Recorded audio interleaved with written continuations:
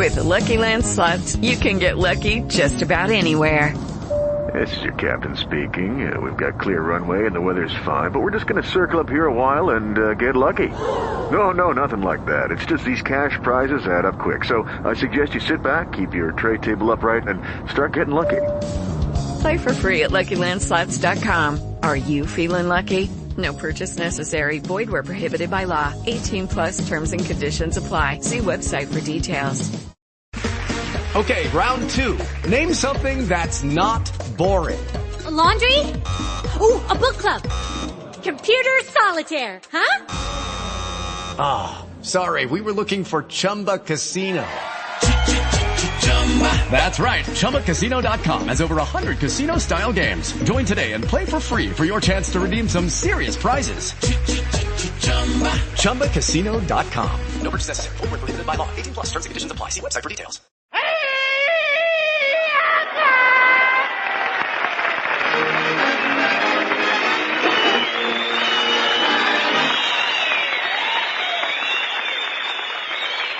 All right, Costello, come here. You're all excited. Like me. You're all excited.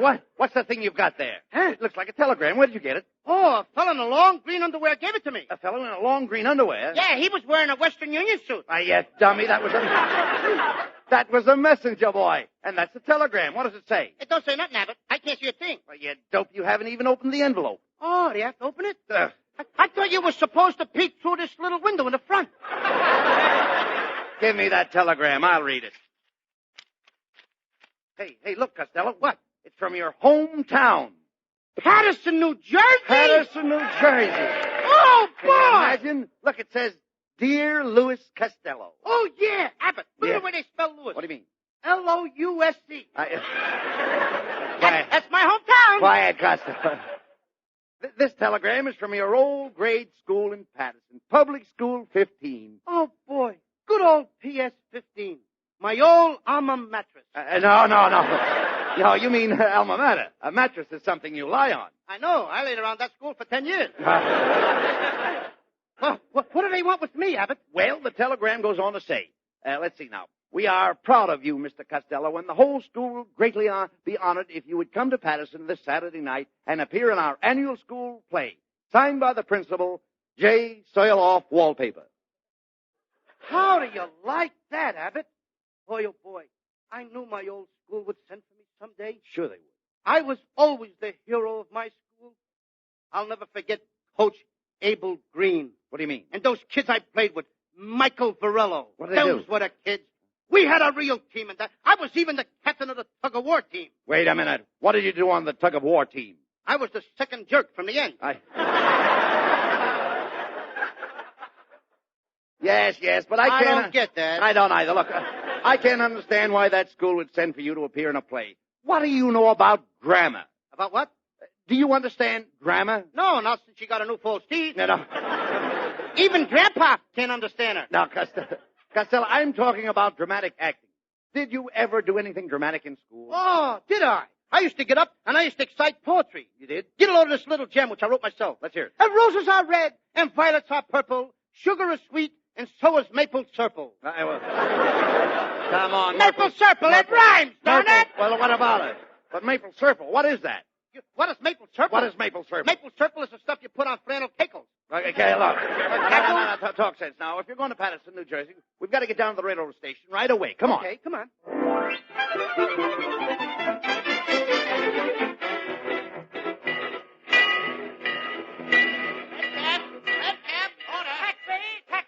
All right now, Costello, let's get our tickets for Patterson. We've got to find a comfortable place to sleep on the train. Oh, I never have any trouble, Abbott. I got a system. I eat garlic before I get on a train. What has garlic got to do with finding a place to sleep? I just breathe in the conductor's face, and he gives me a wide berth. Oh, be sensible. Well, here's the ticket window. I beg your pardon, sir. We're going to Patterson. Could you tell us how the trains run? Oh, yes. There's a big black thing that pulls them, and it goes choo-choo and woo-hoo! This guy's been drinking too much of that Traveler's Aid. Look.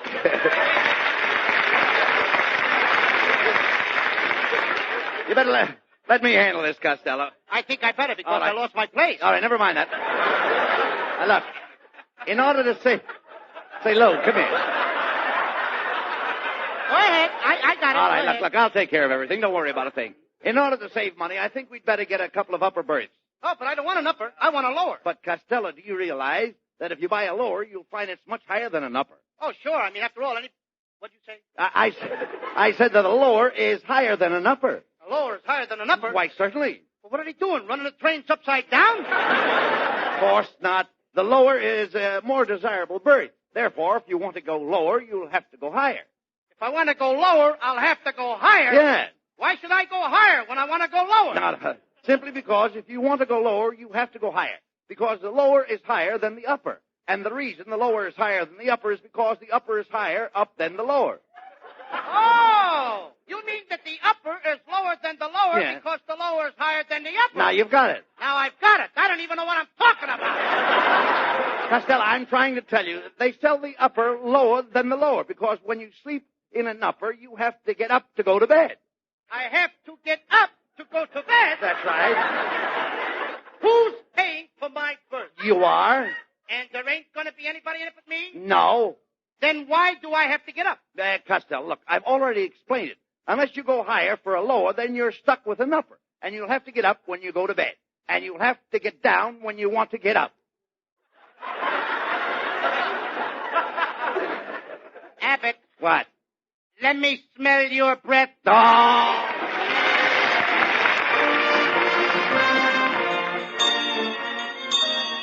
Well, here you are, Costello, in good old Patterson, New Jersey. Yeah, Abbott.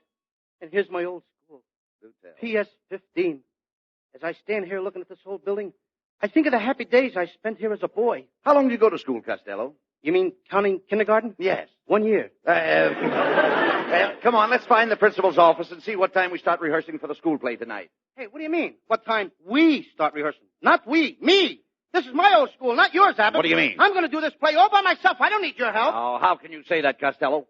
Haven't I always given you the best of everything? Why, last Sunday when we had a double date, I gave you the best girl. What a slick number you had. Slick number is right. I bent her back in my arms and her hair slid off. All right, look.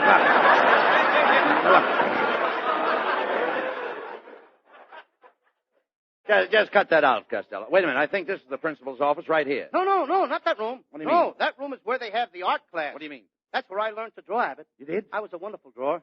My kid brother Sebastian is in there now. He's studying to be a drawer, too. Well, that'll be nice. Just think of it. The Costello brothers. A pair of drawers. Look, never mind that. Where is the principal's office? Oh, I don't quite remember, Abbott. But look. Here's my old first grade room. First grade room? Yeah. Eh? Well, why don't you go in and say hello to your old teacher? Oh, I don't think Miss Sashwaite would remember me. I wonder if she's as fat as she used to be. Why, was she very fat? Fat. Every time she turned around, she used to erase the back blackboard. Yeah, I said it! All right. Well, go ahead. Open the door and see if she remembers you after all these years. Okay. Boy, will she be surprised to see me. Miss Sashwaite! Miss Sashwaite! Yes? For me? I'm Lou Costello. Oh, where were you all day yesterday? Yesterday? I haven't been here for 15 years. If you're absent one more day, you'll have to bring a note from your mother. Just a minute, Miss Sashwaite. I'm Lou Costello. Don't you remember how 15 years ago I always used to pester you by raising my hand? Well? You can go now.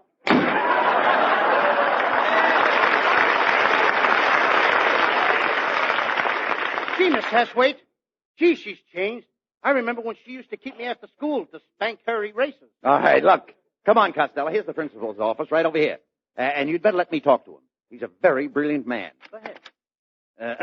How do you do, sir? Are you Professor Wallpaper, the principal? Yeah.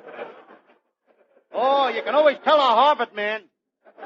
Professor, I understand you want Costello to appear in your school play tonight. Yeah, just a minute. I got the telephone tangled in my yo-yo. Now, if you fellas are looking for the rehearsal of the play, it's right in the next room. Oh, all right. Come on, Costello. Oh, I love you, Millicent, my darling. I love you too, Rodney.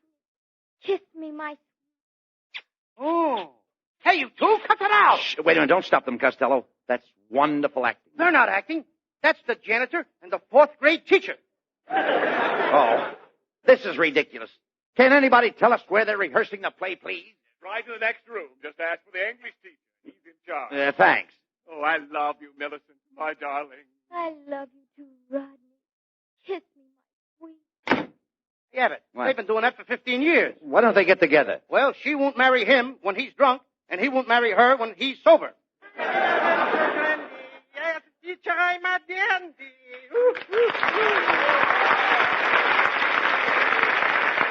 Kitchell, don't tell me that you're teaching in this school, too. Could be, You know, I'm devoting my whole life to teaching the little kiddies how to speak perfectly the King's English. Yes, I went to one of the most famous colleges in England. Eton? Yeah, Eton and Brigham. I had a wonderful time. I was in London once. Yeah. I met a beautiful girl on the street one day. Piccadilly? I certainly did. He certainly did.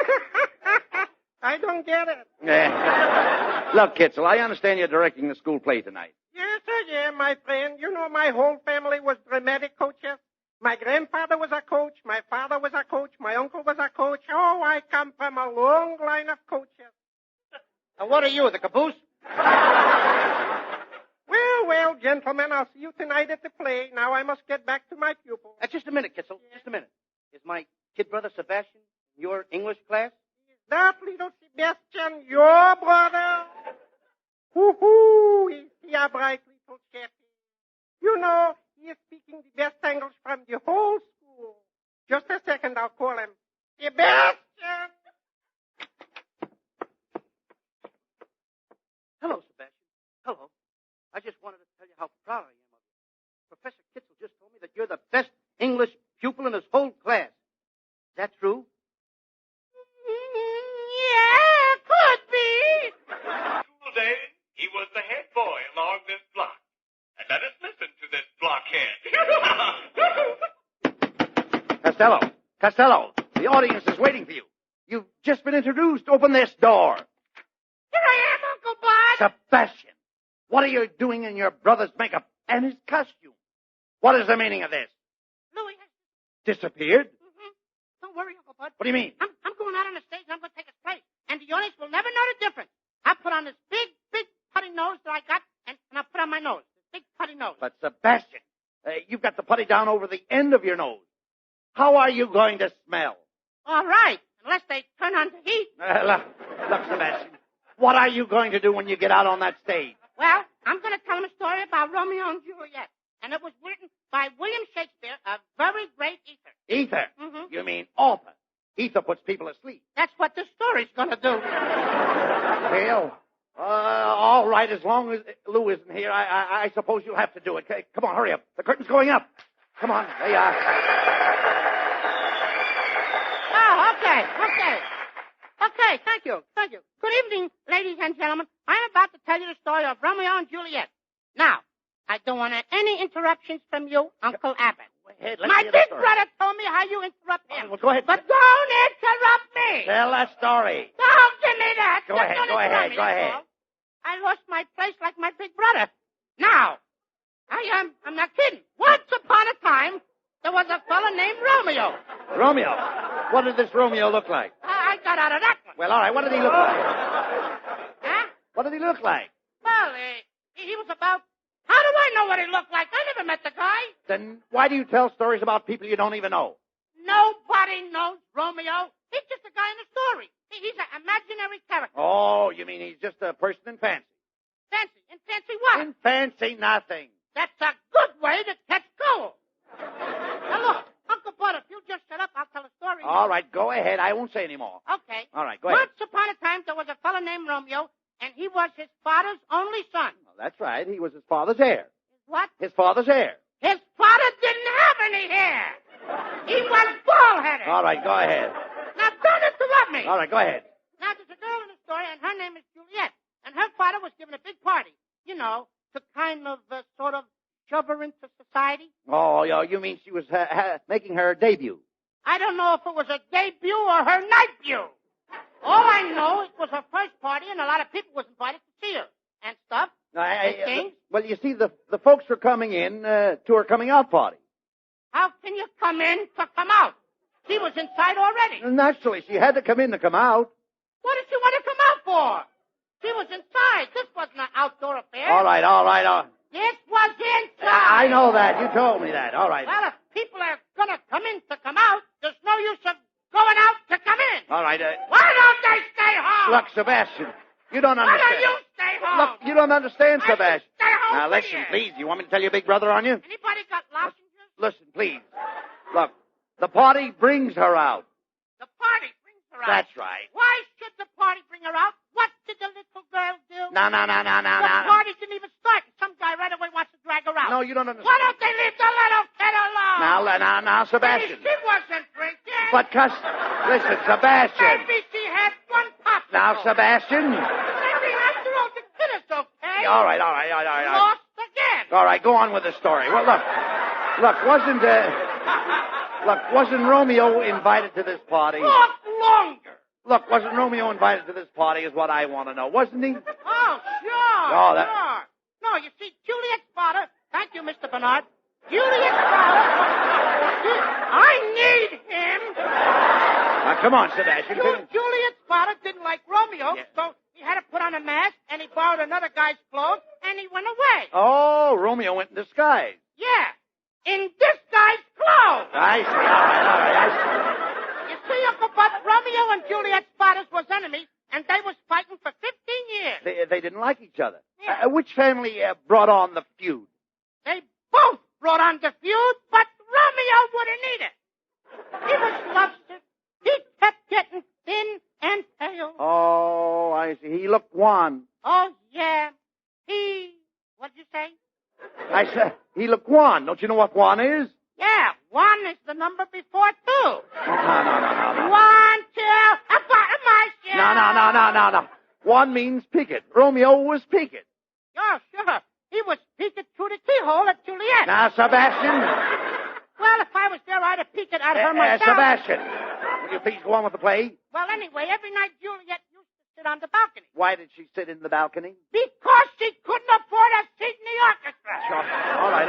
And she liked to sit in the balcony. All right, now, don't argue. Up there she could smoke. Oh, yeah, I understand. Put her feet on the rail. Yes, go on, go ahead. So far, so good. Go ahead. One night, I hope I can hold out. All One right. night, Juliet dropped her handkerchief, and Romeo picked it up and handed it to her. And what did Juliet do when Romeo handed her the handkerchief? As she'd done like anybody else. What? Just what? Well, you know what I Wait, mean. do you know the story, don't you? Oh, yes. Well, what did Juliet do when Romeo handed her the handkerchief? You know, like they always... What did she do? She wiped her nose. All right, now. Gee, did you have to make me say that? Well, all right, never mind. I mean, it's your line. All right, Go ahead. look, Sebastian, as I remember the story, Romeo had a rival, and they fought a duel with lances. Now, what I can't understand is why did the other fella kick Romeo when Romeo dropped his lance? Because he caught Romeo with his lance down. Look, that's enough, Sebastian. Stop the play. Stop it. I say, ladies and gentlemen, the play is over. Bring down the curtain. Hey, what's the idea of stopping the play, Uncle Bud? Sebastian, you ought to be ashamed of yourself. Not only have you disgraced your brother Lou, but you stand there and make a monkey out of a great masterpiece. You ridicule Romeo and Juliet, the greatest love story of all time, and you deliberately insult the name of William Shakespeare. Why do you do these wicked things? Oh, I'm a bad boy. Yeah, I'll say you're a bad boy. Oh, I'm the kind of kid my mother won't let me associate with. You certainly are. Now, come here. Now, where is your brother Lou? I think he might be in the 4th grade classroom, Uncle Bud. What makes you think that? Because I locked him in there before the show. Sebastian, unlock that door and let your brother out.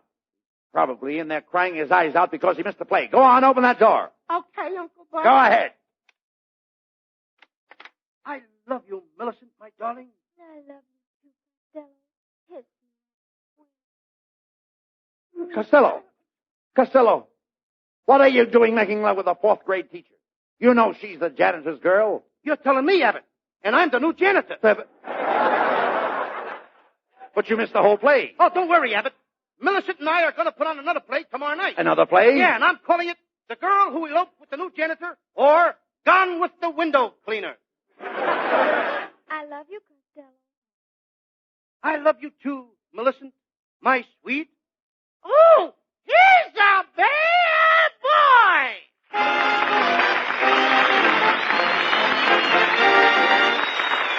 Abbott and Costello will be back in a moment.